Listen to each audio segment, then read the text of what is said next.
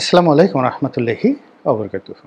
সম্মানিত দর্শক, আজকের এই বক্তব্যটি বা আজকের এই প্রসঙ্গটি বা শিরোনামটি যদিও আপাত দৃষ্টিতে বিএনপির জন্য, কিন্তু এর যে প্রেক্ষাপট বা পরিস্থিতি কিংবা এর যে সারাংশ, এটি আমাদের রাজনীতির সকলের জন্য প্রযোজ্য, বিশেষ করে চলমান রাজনীতি নিয়ে। প্রথমে সংবাদটি বলে নেই বা ঘটনাটি বলে নেই খুবই সংক্ষেপে।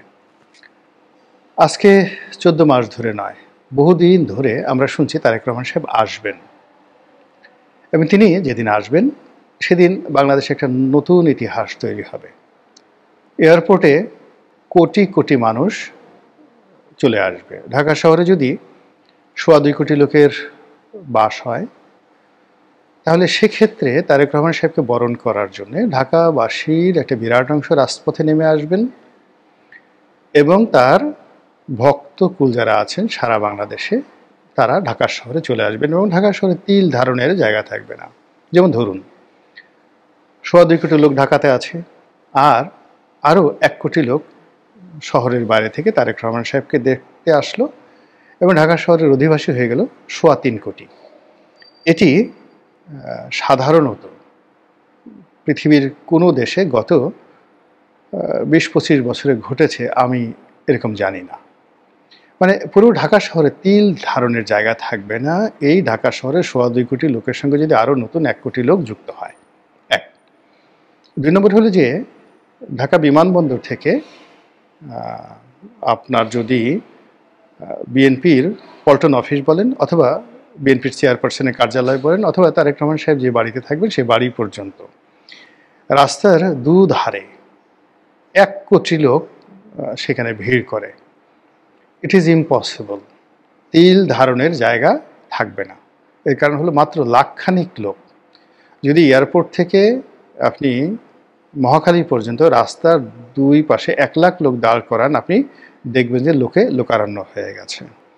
তো কাজেই তারেক রহমান সাহেবকে নিয়ে আমরা যে ভাইব, সে আওয়ামী লীগ জমানা থেকে তুলে আসছে যে তিনি আসার সঙ্গে সঙ্গে বাংলাদেশের সব কিছু এলোমেলো হয়ে যাবে, সব কিছু তার অনুগত হয়ে যাবে, এবং বাংলাদেশে এইরকম একটা বিস্ময়কর যাকে বলা হয় পরিবেশ পরিস্থিতি তৈরি হবে, যা অতীতে বাঙালি কখনো দেখেনি, ভবিষ্যতে বাঙালি দেখেনি, এবং বিএনপির লোকজন আসলে সেটা সবাই বিশ্বাস করেন, এবং জনাব তারেক রহমান সাহেবও সেটা বিশ্বাস করেন, এবং এটা খারাপ কিছু নয়।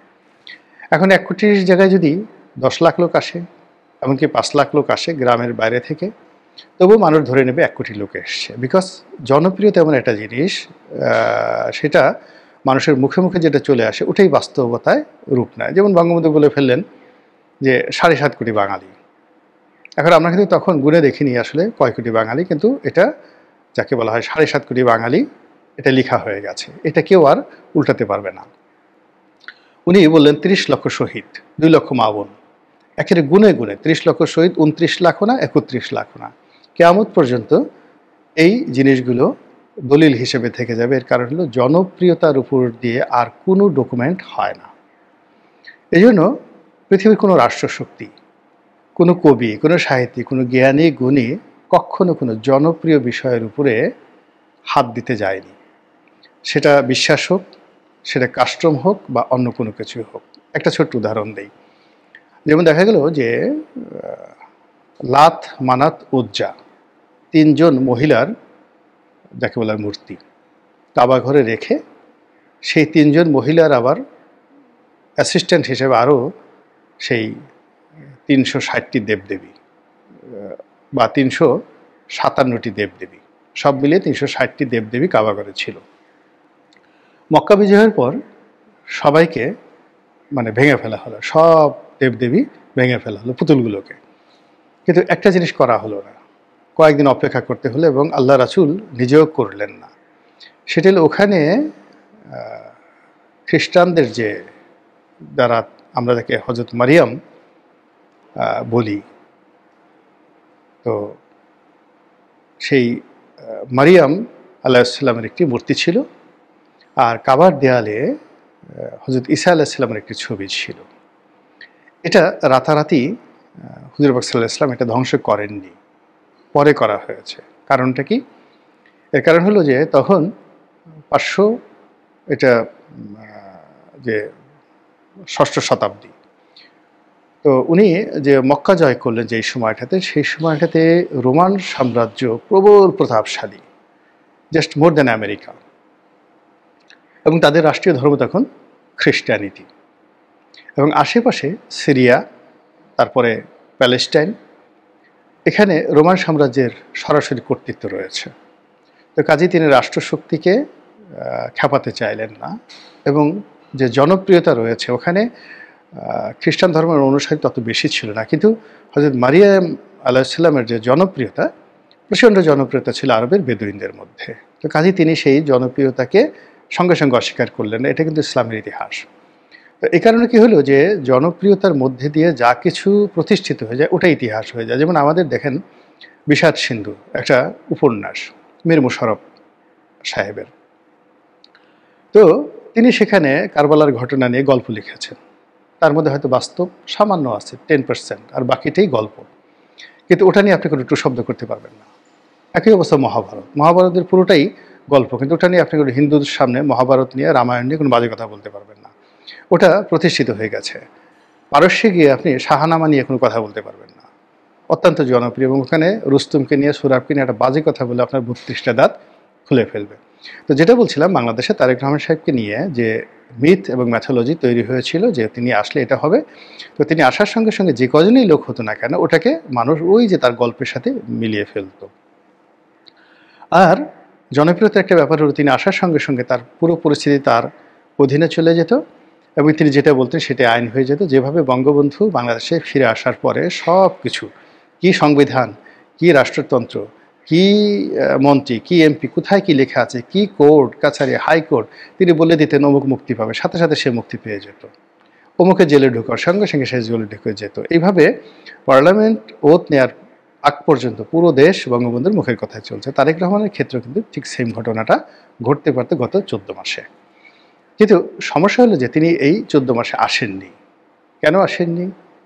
এটা তার ব্যক্তিগত বিষয়, তার দল জানে। কিন্তু ইদানিং যে কথাগুলো বলা হচ্ছে এটা নিয়ে আমি আসলে আপত্তি জানাতে চাচ্ছি, আমার বক্তব্য দিতে চাচ্ছি। বিএনপির বন্ধুরা রাগ হতে পারেন, কিন্তু আমাকে এর কথা বলতে হবে। প্রায় সেই গত 3-4 মাস ধরে আমরা শুনছি, আরও বেশি 6 মাস ধরে শুনছি তারেক রহমান সাহেব এই ফেব্রুয়ারি মাসে আসবেন, তারেক রহমান সাহেব মার্চ মাসে আসবেন, এপ্রিলে আসবেন, জুনে আসবেন, এখন সর্বশেষ নভেম্বরের শেষ সপ্তাহে আসবেনই। নভেম্বরের শেষ সপ্তাহে আসবেন, এবং 2-1 দিন এদিক ওদিক হতে পারে। সালাউদ্দিন সাহেব এই কথাগুলো বলে যাচ্ছেন। 2 নম্বর হলো তারেক রহমান সাহেব আসবেন, তার জন্য বাড়ি তৈরি হচ্ছে। গুলশানে একটা ডুপ্লেক্স বাড়ি, সেই বাড়ির ছবি ছাপা হচ্ছে, সেই বাড়িতে ধোয়া মোছা করা হচ্ছে, সেই বাড়ির লন ঠন সব কিছু দেখানো হচ্ছে, ইত্যাদি নানা রকম কাজ করা হচ্ছে। এখন এতে করে ত্রিমুখী সমস্যা তৈরি হয়েছে। প্রথমত হলো যে তারেক রহমান সাহেব যদি এই ডিসেম্বরের মধ্যে না আসেন, তার রাজনীতি শেষ এবং বিএনপি রাজনীতি শেষ। আর যদি তিনি যদি আসেন তাহলে এই গত 14 মাস ধরে তাকে নিয়ে যে মিথ তৈরি হয়েছে, যে ভাইব তৈরি করা হয়েছে, যে উত্তাপ ছড়ানো হয়েছে, সেটি এই নভেম্বর মাসে এসে একেবারে অসম্ভব একটা বিষয়। ফলে কি হলো, তার এই আশাটা যদি আরও 6 মাস আগে হতো তাহলে বিএনপির যে বেনিফিট হতো এখন সেটা বিএনপির জন্য বুমেরাং হয়ে যাবে। এই গেল 1। 2 নম্বর হলো যে তিনি ধরেন তিনি এলেন না, তো সেক্ষেত্রে তার আগমন নিয়ে বিএনপির যারা লোকজন আর দ্বিতীয়বার কথা বলতে পারবে না। আর সবচেয়ে বড় ব্যাপার হলো যে যদি তিনি না আসা পর্যন্ত, এখন তিনি দেশ চালাচ্ছেন ধরে নেওয়া হয়, দল চালাচ্ছেন ধরে নেওয়া হয়, তার কথাই সব কিছু হচ্ছে। কিন্তু অন বিহাফ অফ হিম এখানে বিএনপির যে সকল শীর্ষ নেতৃবৃন্দ রয়েছেন তাদের একটা ওয়েট আছে। তারা তারেক রহমান সাহেবের দোহাই দিয়ে, তারেক রহমান সাহেবকে মূল মন্ত্র ব্যবহার করে, তাকে সাইনবোর্ড হিসেবে ব্যবহার করে তারা কিন্তু তাদের কাজকর্ম চালিয়ে যাচ্ছেন। কিন্তু যত বেশি তারেক রহমান সাহেবকে সামনে আনা হচ্ছে, নেতা আসবেন, কাল আসবেন, পরশু আসবেন, নেতা এটা বলেছেন ওটা বলেছেন, তাহলে বিএনপির মতো একটা বড় দল, সেখানে যে একটা বিকল্প নেতৃত্ব আছে, এবং সেই নেতৃত্ব তার প্রতিপক্ষের সঙ্গে যুগের পর যুগ লড়াই করবে, সংগ্রাম করবে, এটার যে একটা শক্তিমত্তা, এই শক্তিমত্তাটা শূন্যতে চলে আসবে। এবং বিশ্বাস করেন, আজকে বিএনপির যে অবস্থা, এর চেয়ে শতগুণ ভালো অবস্থা ছিল 1954-এর যে যুক্তফ্রন্ট নির্বাচনের আগে মুসলিম লীগের। কিন্তু একটা নির্বাচনের ফলাফলের পরে পুরো ইতিহাস থেকে এই দলটি হারিয়ে গেল। দেয়ার ওয়াজ নো মুসলিম লীগ। একই অবস্থা এখন যে ভাইবগুলো তোলা হচ্ছে, যে কথাগুলো বলা হচ্ছে তারেক রহমান সাহেবকে নিয়ে, তাতে বিএনপির রাজনীতি, বিএনপির অর্থনীতি, বিএনপির যত ভালো কাজ, যত মন্দ কাজ, যা কিছু আছে সব কিছু একেবারে গো টু হেল, একেবারে গর্তের মধ্যে চলে যাচ্ছে, নাম্বার ওয়ান। নাম্বার টু হলো যে আরও কিছু জিনিস দেখা যাচ্ছে, সেটা হলো কিছু মানুষ প্রচার করে বিএনপির তারেক রহমান সাহেবকে এই মুহূর্তে নেতা বানানোর চেষ্টা করছেন, এই মুহূর্তে তাকে মহামানব বানানোর চেষ্টা করছেন, এবং তার যে অতীতের যে দুর্নাম বদনামগুলো ছিল, যে ন্যারেটিভগুলো ছিল, সেই ন্যারেটিভগুলোকে কাটিয়ে ওঠার জন্য তাকে নানা রকম সোশ্যাল অ্যাক্টিভিটিসের মধ্যে জড়ানোর চেষ্টা করা হচ্ছে। যেমন দেখা গেল ওই যে একজন স্পোর্টস উপজাতীয় মেয়ে সেই ফুটবলে ভালো করলো, তো আমাদের পাড়ার মানে যাকে বলা হয় বর্ষাকালের মধ্যে মাটি কাটা ভেঙে সেই রুহুল কবির রিজভী সাহেব সেই মেয়ের বাড়িতে গেলেন তাকে টিনের ঘর তুলে দেওয়ার জন্য বা আর্থিক সাহায্যের জন্য তারেক রহমান সাহেবের নির্দেশে।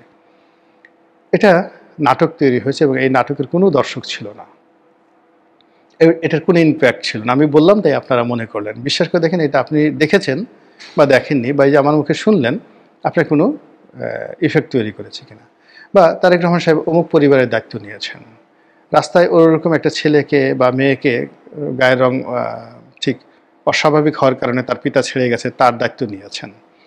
এই জিনিসগুলো এখন বিএনপির বিরুদ্ধে যে ন্যারেটিভ তৈরি হয়েছে, তারেক রহমান সাহেবের বিরুদ্ধে যে ন্যারেটিভ তৈরি হয়েছে, এটা 2001 থেকে 2006 সনে যে ন্যারেটিভগুলো ছিল তার চেয়ে আরও বাজে ন্যারেটিভ তৈরি হয়েছে।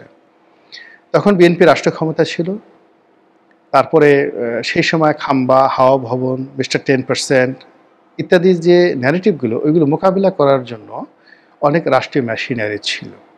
কিন্তু এখন বিএনপির হাতে আসলে কোনো মেশিনারিজ নেই, কোনো অ্যাট্রাকশন নেই, নাথিং। তো সেই ক্ষেত্রে আগের যে ন্যারেটিভগুলো ছিল সেই ন্যারেটিভগুলো বেড়ে গেছে, অনেক বেড়ে গেছে, অনেক বাজেভাবে বেড়ে গেছে। ঠিক সেই অবস্থাতে যদি তারেক রহমান সাহেবের একটি ভালো কাজ, ভালো ইচ্ছা, ভালো প্রচার এবং প্রোপাগান্ডা এখানে ছেড়ে দেওয়া হয়, এটি এক বালতি দুধের মধ্যে এক ফোঁটা গোচনার মতো, পুরো দুধটাকে নষ্ট করে দেওয়ার মতো অবস্থা। তো এক্ষেত্রে যেটা হচ্ছে যে এই কাজগুলোই যদি বিএনপি যখন ক্ষমতায় আসতো, ক্ষমতায় আসার পরে যে সকল অনেক এক্সপার্ট আছে এই ধরনের মানুষের ইমেজ পুনরুদ্ধার করার জন্য, দেয়ার আর ম্যানি অর্গানাইজেশন, ওয়ার্ল্ড মানে ক্লাস অর্গানাইজেশন রয়েছে, বাংলাদেশে কোনো এরকম প্রতিষ্ঠান নেই। যেমন ধরেন এখন শেখ হাসিনার ইমেজ পুনরুদ্ধারের জন্য, তার বক্তব্য ঠিক করার জন্য, তার ভাষণ রেডি করার জন্য, তার সাক্ষাৎকার গ্রহণ, সাক্ষাৎকার তৈরি করা, এগুলো করার জন্য নিঃসন্দেহে কতগুলো এজেন্সি কাজ করছে। তো বিএনপি যদি ক্ষমতায় আসে, ক্ষমতায় আসার পর তার জন্য ঠিক এরকম কতগুলো কাজ করতে হবে। আবার অন্যদিকে এখন বিএনপি যে কাজগুলো করছে গত 10 বছর ধরে, সেই কাজগুলো আসলে জনমনে কোনো ইফেক্ট তৈরি করেনি, নাথিং। এখানে বিএনপির যে জনপ্রিয়তার কথা বলা হচ্ছে, এটা বিএনপির আসলে একটা দলীয় অনুগত্য। বিএনপির 30% লোক বিএনপি করে, এখন বিএনপি সুষমা আরও 5% যুক্ত হয়েছে, 35। আওয়ামী লীগ 30% লোক করে, মেরে ফেলেও 30% লোক করবে, আওয়ামী লীগ ক্ষমতায় গেলে আবার 35% হবে। এটা বাংলাদেশে একটা নর্মাল যাকে বলা হয় উদাহরণ হয়ে পড়েছে, এর সঙ্গে আলাদা কিছু নেই। কিন্তু সাধারণ মানুষের মধ্যে শেখ হাসিনার সম্পর্কে কিংবা জয় সম্পর্কে, বেগম জিয়া সম্পর্কে, তারেক জিয়া সম্পর্কে একটি নতুন শ্রদ্ধার আবেশ তৈরি করার জন্য যে পাবলিক রিলেশন করা দরকার, ওটা এই সবেমাত্র বিএনপি আওয়ামী লীগ শুরু করেছে দিল্লিতে যাওয়ার পরে। এর আগে আওয়ামী লীগ বাংলাদেশে বসে সে তার যে পোষা সাংবাদিক তাদের দ্বারাই যে কাজ করার চেষ্টা করেছে, তাতে আওয়ামী লীগের সর্বনাশ ঘটিয়েছে। কিন্তু বিএনপি গত 15 বছরে এই ধরনের কোনো কাজ করেনি এখনও পর্যন্ত। মানে তাদের দলের কোনো একজন মানুষ খুব ভালো ইংরেজিতে বক্তব্য দিবেন, যেটা শুনলে মানুষ মুগ্ধ হয়ে যাবে, বাংলায় একটা বক্তব্য দিবেন, মানুষ শুনলে বিমোহিত হয়ে যাবে। তারা সুন্দর একটা পোশাক পরবেন কোনো একটা নেতা, তার ড্রেস কোড দেখলে, তার হাঁটা দেখলে, তার চলা দেখলে, অ্যাপ্রোচিং দেখলে মনে হবে যে একজন রাষ্ট্রনায়ক। আপনি Margaret Thatcher, Donald Trump, Barack Obama, Bill Clinton, আপনি এদের পোশাক আশাক দেখেন, চালচলন দেখেন, কথাবার্তা দেখেন, এমনকি মোহাম্মদ আলী ক্লে, তার পোশাক আশাক দেখেন যে এগুলোর পিছনে অনেক গ্রুমিং আছে, অনেকগুলো ইনভেস্টমেন্ট আছে। সেই কাজগুলো তারেক রহমান সাহেব এবং তার আশেপাশের লোকজন শুরু করেনি। তারেক রহমান যে কাজগুলো করেছেন সেটা বোঝা যাচ্ছে। তার যারা লোকজন, এতদিন আমরা তাদের নাম জানতাম না, বাংলাদেশে 2-3 জন তার উপদেষ্টা চলে আসছে। তো এই সকল যে সকল উপদেষ্টা আছে, তো এদের পোশাক, ড্রেস, কথাবার্তা, চালচলন, সেটা যুবলীগের যুবদলের যে নয়ন আছে, নয়নের সে নিম্নমানের। মানে নয়নের নামে সুলতান সালাউদ্দিন টুকু কিংবা ধরেন ছাত্রদলের যে সভাপতি আছে, এদের চাইতে এদের মানে তারেক রহমান সাহেবের যারা লন্ডন উপদেষ্টা ছিলেন, বাংলাদেশে এসছেন, এদের অ্যাপ্রোচিং, কথাবার্তা, শিক্ষা দীক্ষা, এই যে গতানুগতিকভাবে বিএনপির যে সকল নেতা বাংলাদেশের মাঠে আছে তাদের চাইতে একটুও ভালো নয়। বরং বিএনপির মাঠ পর্যায়ে যারা নেতাকর্মী রয়েছেন তাদের যে সাহস রয়েছে, শক্তি রয়েছে,